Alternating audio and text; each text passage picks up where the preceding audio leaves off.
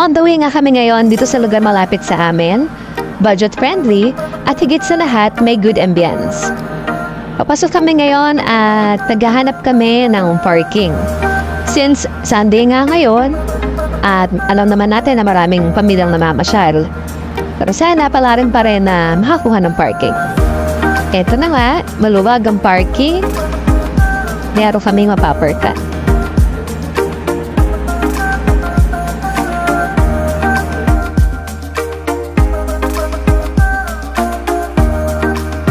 At nakapag-park na nga kami. So ngayon, pupunta na kami dito sa isang floating restaurant sa may Kalambabi, Walk sa Playa.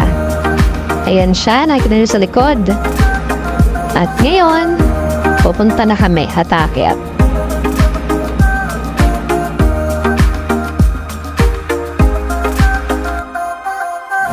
So ito yung dadaanan, punta doon sa floating resto. Makipot lang siya. Matibay naman na daanan dito, kaya hindi ka dapat mag-worry. Tinibayan nila yan yung mga kawayan, may mga bakal din. Ayan, daanan natin, pakyat, doon sa floating resto. Nakakatuwa lang, no? Kasi habang naglalakad kami, nakaka-challenge. At kailangan mong magbalanse.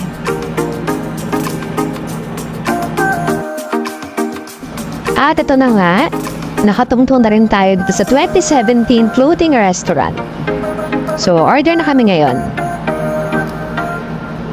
Ayan din, maraming choices at mura ang pagkain dito. Ayan, nakikita niyo naman yung mga price. Marami rin choices.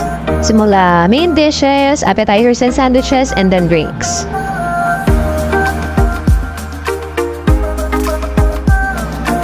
Patitignaran ako dito sa bintana ko to. Parang feeling ko ako tuloy si Rose. Tapos yung asawa ko si Jack.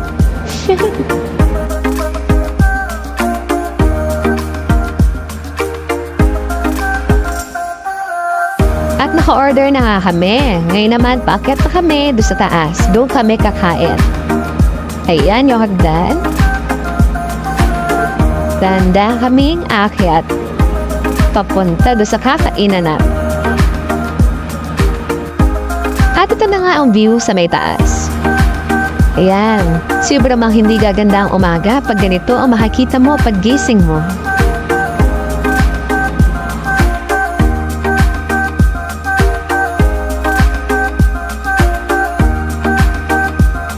Ito naman yung view sa may side. Ayan siya. At ito naman yung pinakaharap. May side station din sila. Andyan yung water, glass, and condiments.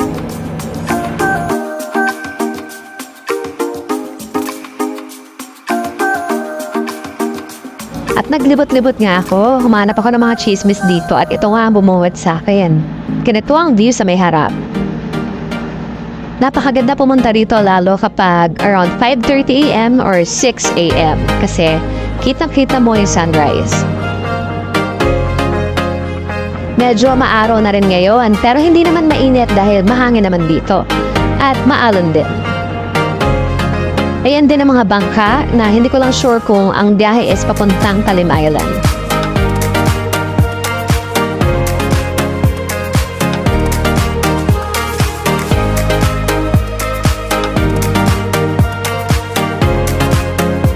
At yung anak namin, na-excite na yata, gusto nang tumalon. Akala yata mag-swimming kami.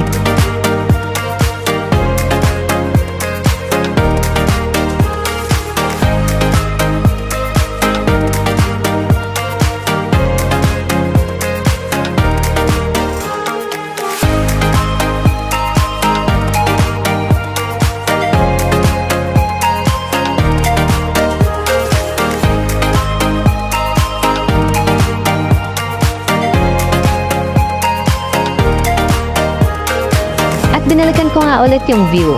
Sino ba namang hindi gaganda ang umaga kapag ganitong view ang makikita mo pagkagising mo?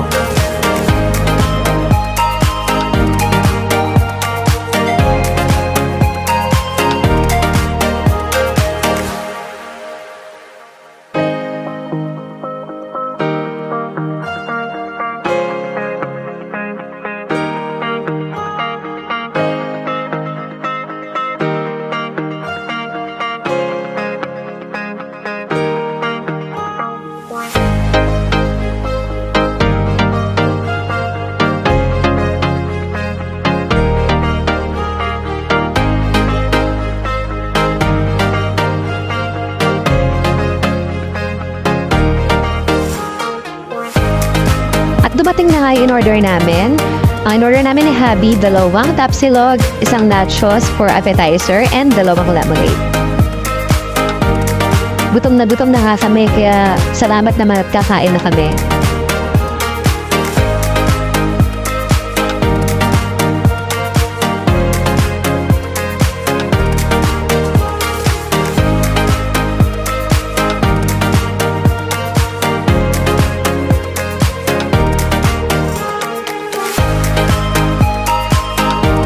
After meal, baba naman kami para mag-picture. Meron din daanan dito papunta ron sa pupuntahan namin.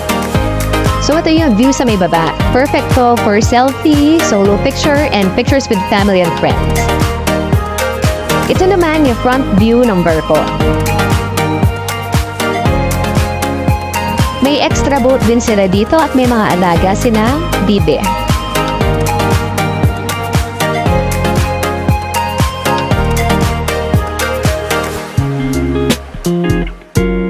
Naikot na namin lahat, kaya time to go home. Bago umuwi, magmo-moment muna kami ng aking little girl.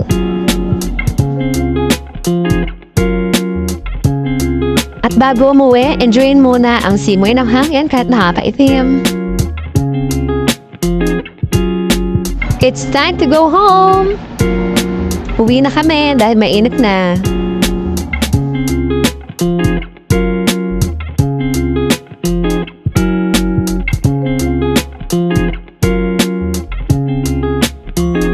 O diba?